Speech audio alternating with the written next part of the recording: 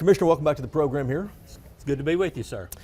You support the president's tariffs that he's enacted, but a lot of farmers are hurting from it right now. I'm just curious, how do you reconcile, how do you square your support for the president and his tariffs with these farmers who are facing tough financial situations? Well, I think that's not exactly right. We're not facing any tough financial. We hadn't harvested the crop yet. We're just now planting it. So the crop that'll be affected will be harvested in the fall. Is that cotton? That's cotton, yeah. Corn, soybeans.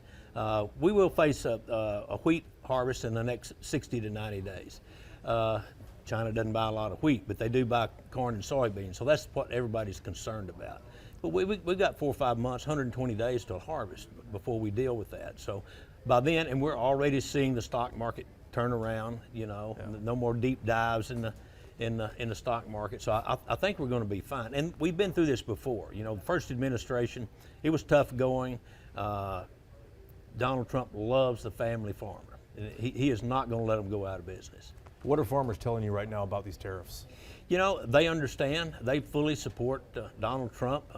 They're a little apprehensive because, you know, they don't have the bird in hand yet. Yeah. They're going to have to wait, maybe go through a little pain until we get there.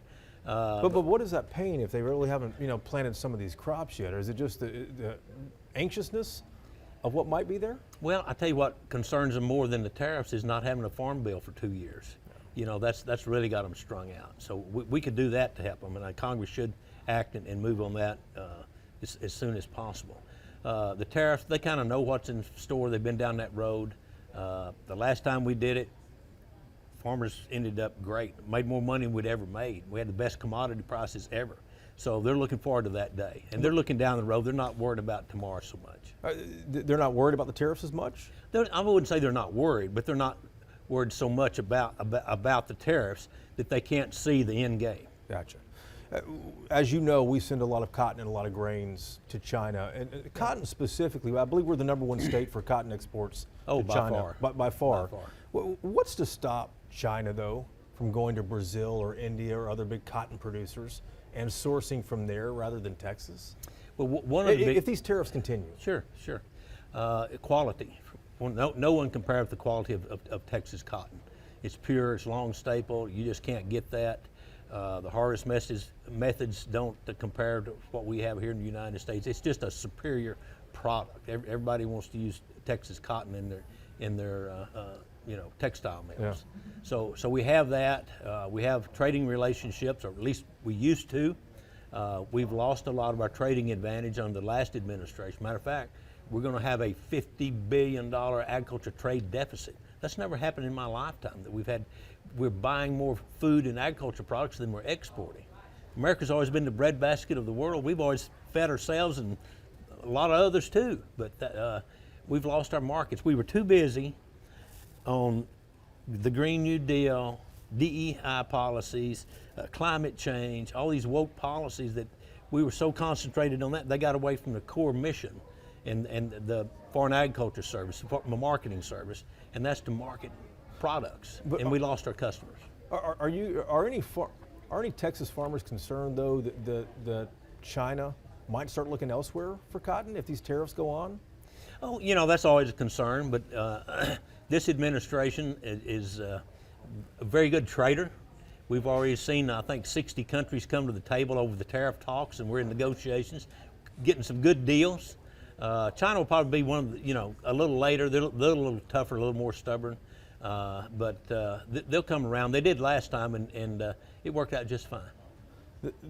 Correct me if I'm wrong on this.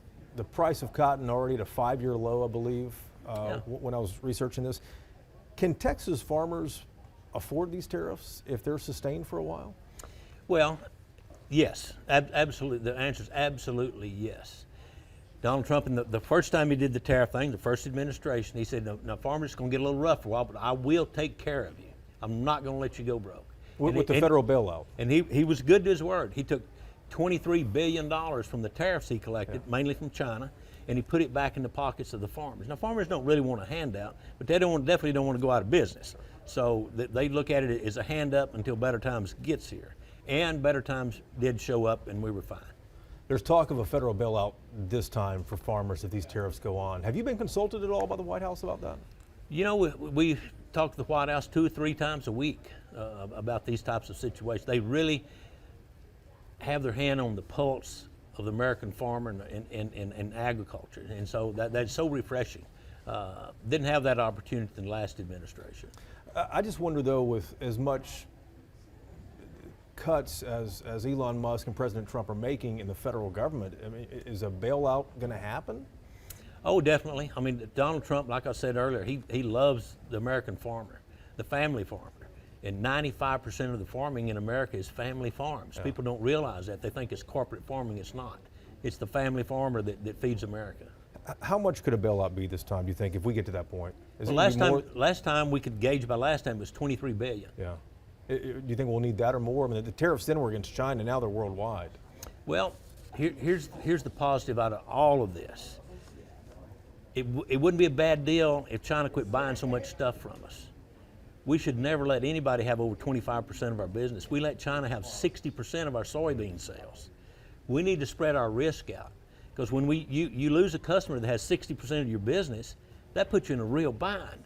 We need to quit doing stupid things like that. We need to find other customers for our products and quit being so reliant on China, and because they can control us if they have too much of our business. If they're the main customer, yeah, definitely so. You sound quite confident about these tariffs, that it's all going to work itself out.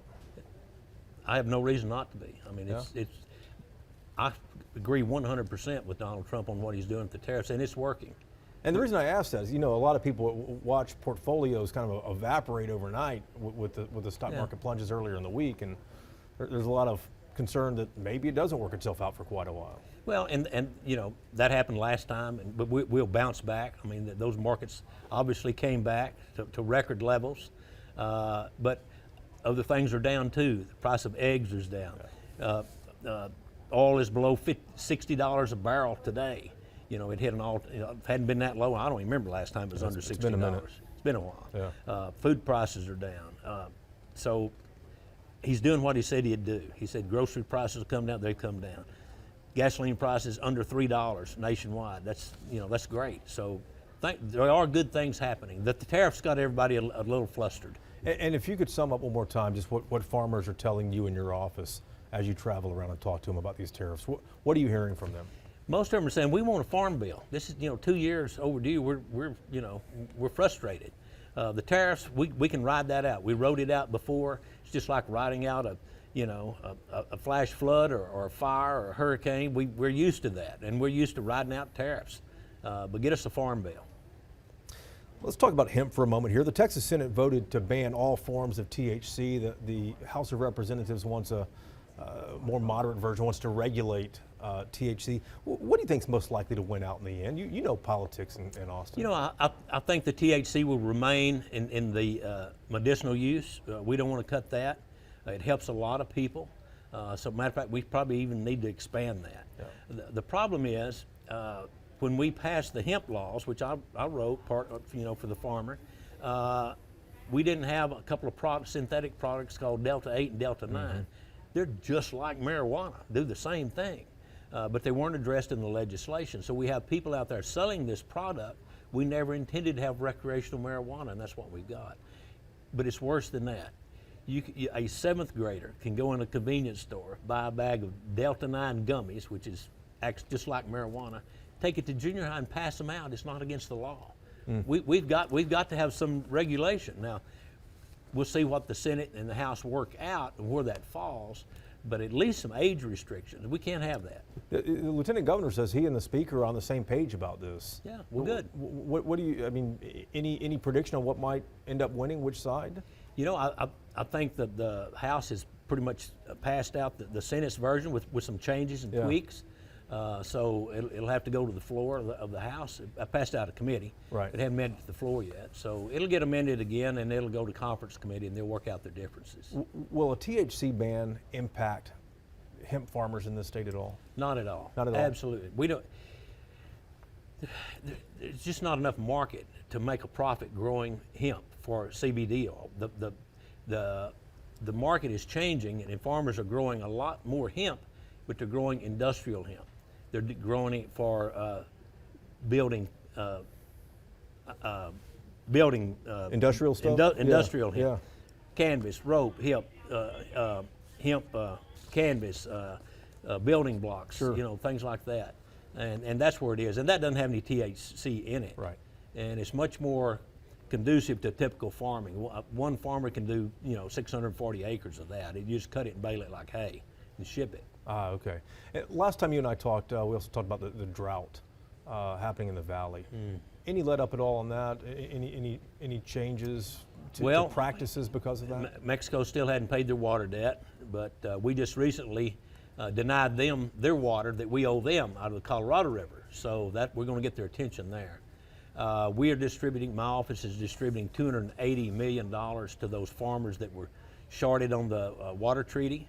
From Mexico, the water from Mexico? From the water from Mexico. Yeah. So we are taking grant applications. If you're in those 10 counties in the southern part of Texas that depend on that water from Mexico. Yeah. So again, Trump is making sure those farmers stay in business. He's not going to let them go out of business. I thought there was some payback from Mexico.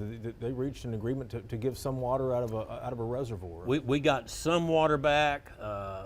And the catalyst for that is when I did an executive order telling the farmers to go ahead and pump the excess water out of the Rio Grande that was flowing out of their lakes. We couldn't capture it anyway. And so that got everybody to the negotiating table. And Mexico did make 125,000 acre feet payment, but they owe like 1.5 million acre feet. It wasn't quite the full bill, but they made a small payment, which was good. We appreciate that. They owe a lot more. Commissioner, always good to see you. Thank you. Thank you, sir. Appreciate it.